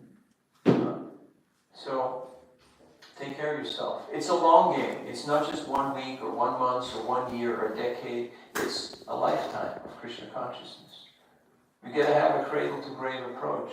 And I know you're young, and so it seems to be a little bit of music of the future, but it's the leadership part. A leader is someone who knows the goal, knows how to get there, and knows how to inspire others how to get there. And it's not enough to just kick the can down the road and say, let's run here, let's run there. I don't know what we're doing, but we're having fun, you know? It's not enough. You got to have some sense of vision and strategy. And of course it comes from Prabhupada, it comes from Parampara, but we have to be able to apply it in our own lives. And then some people will emerge with more leadership talents and others will be more followers and everyone's a team player. We need everybody. We need everybody. So this is an amazing place and take full opportunity, take full advantage of your time, your stay here. And please meditate on some of these topics. Feel free to write your own realizations and essays, like your 108 reasons of why you want to expand the Sankirtan mission. And then go out and be the change you want to see in the world. There's ample of opportunity. And if you can just distribute one book because of this seminar, I consider it a success. Because that one book will find one person, and that one person can do a lot. I got one book. One friend of mine in art class showed me the Bhagavad Gita. He was drawing a picture of Prabhupada, and I was drawing a picture of a lama, a Buddhist monk. And I looked at the book and I said, wow, it looks interesting, can I have it? He said, no, you can't have it. It's mine. I'll show it to you, but you can't have it. Now what happens when a 15-year-old kid can't have something? He wants to have it. Eh? I need to have that book, right? So I went to the temple, and the devotee said, hey, nice that you're here. You know, here, these are some books for you. Keep them. And, you know, there's meal for you. And here are beads. This is how it works. Okay, you do 4 rounds every day. Sir, yes, sir, I can do that, sure. They gave me everything. They gave me their time, they gave me their attention, they gave me their love. You know, I realized these are my people. And the same thing still works today. Now some people a little slower, people take 1 step forward and 2 steps back, and then they take 3 steps forward and 1 step back, you know, like tango. And it'll take time. But Krishna has a plan, and Krishna responds to the desires of his devotees. And I'll close with a little story. In summer of '85, I was Bhaktaniko, going door to door in a very conservative neighborhood of Switzerland. Big houses, big fences, big dogs, big egos. Very tough. People very conservative. You know that kind of, scenario. And very few books went out. But one lady, she bought 3 books, and she said, my nephew has been to India. I said, really? Can you give me his contact? Sure. She gave me his number. I called him. These were the days before people were paranoid, about security and stuff. She just gave me the number. I called him, and he came to a Sunday feast with his friend. They had long hair and red eyes because they just smoked ganja, marijuana, And they said, we've been to India, we already know everything. But I was Bhaktaniko, and Bhaktaniko doesn't take no for an answer. I was very enthusiastic. So I showed him the temple, I showed him the deities, I showed him Prabhupada's room, I gave him prasadam, and then I showed him all the books. And they said, yeah, we already know everything, but you're a nice kid. Okay, how much? And they just put a few hundred on the table, and they backed the books because they were rich kids, and they took them home. And then they started reading, started chanting a little bit, they got interested, but not so much happened. They came occasionally, every few months. Till one fine Sunday, Bhakti Churu Maharaj came and gave the Sunday feast. And they were there. And they were watching him.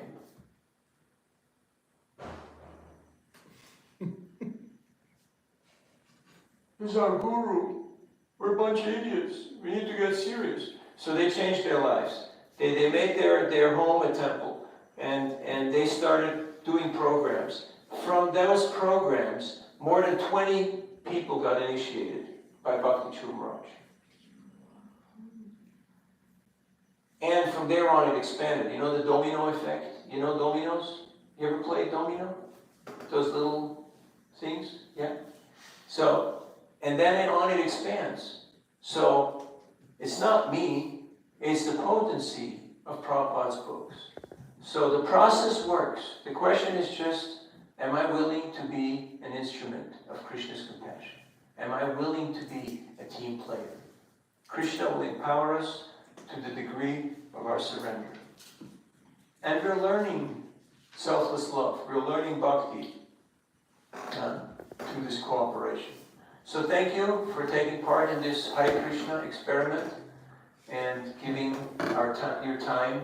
And we value your time and your dedication to Prabhupada and to this movement. So keep going, keep moving forward, and don't let anyone, and especially not your own mind, discourage you. Yes, there will be obstacles. There will be people who will scream and yell. There will be people who ignore you. There will be difficulties. There will be managers and other types of innuendos, all the scenarios. But whoever said it was easy? Have you read the Bhagavatam? Was it easy for Vidura? Was it easy for the Pandavas? Have you read the Ramayana? Have you read those books? Have you read the Mahabharata? It wasn't easy for anyone. So, did Prabhupada have it easy? No. No. But what question is there for glorious victory if there's no struggle to attain it? Huh? So we're very fortunate that we can take part in this Hare Krishna movement, and this opportunity exists for everybody. It's an open invitation. And as Prabhupada said, people who are sincere, they will take this opportunity. They will come forward. Now, when and how, that's in Krishna's hands. It's funny because in the 80s and 90s, when I was going around, I was telling the devotees in Europe that if you're not going to distribute the books, I will bring the Russians to distribute the books. And they said, no, don't bring the Russians. It's okay. We're going to do it. We're going to do it. And now, what happened? 2024, the Russians are here. The Ukrainians are also here. The Kazakhs are also here. The Moldavians are here. Everyone's here. If we're not going to do it, someone else will do it. But we're already here. So well, why don't we do it? And then help the others and help each other to do it better. We need everybody. We don't care where people are born. In Bhakti, it doesn't matter. It doesn't matter where your mom went to church or where your dad, how your dad made his money. Because we're not smartest. Our God is not a religious fanatic. He loves us. Even if we don't distribute books one day, Krishna still loves you. Believe it? Yeah. So, these are some reflections on this topic. Thank you for taking part. And tomorrow we'll go to Linz. Vedastar Prabhu will tell us how it's going to work out, how it's going to happen. And on day number 3, there will be some talk about logistics and legalities. And looking forward to hear your exploits and your adventures and your realizations, because there's a lot to do. There's 100 million people in Germany. That's a lot of people. You got the whole world here. And right now, we're hardly visible. We're hardly visible. People say, Hare Krishna, where have you been? We haven't seen you guys in decades. And we tell them, we got married, we had kids, we got jobs. We were a little busy, but we're back now, okay? All right, got it? So, and it's great to see we got a few brahmacharis here. But get used to the idea that brahmacharis will always be in the 1% digits, and the vast majority will be congregation. So don't neglect the 90+%, and work with your congregation, and inspire them to also feel a sense of ownership for the mission, and engage in it, support it, expand it. We can't do without it. We can't do without it. Otherwise, we will stay small, and it will take a long time. So, it's up to us. Of course, in comparison to eternity, it's all relative and very small amounts of time. Yet, our time in this world, our time in this body is finite, and our time here in Singhachalam is limited.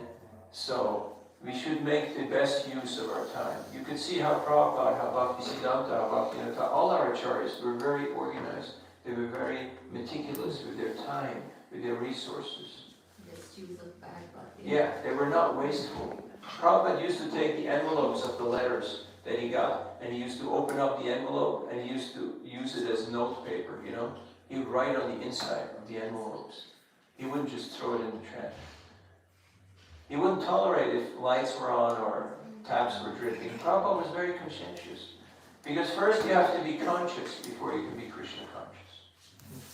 And don't be surprised that some people will take and some won't. It's freedom of choice. Love means the freedom not to love.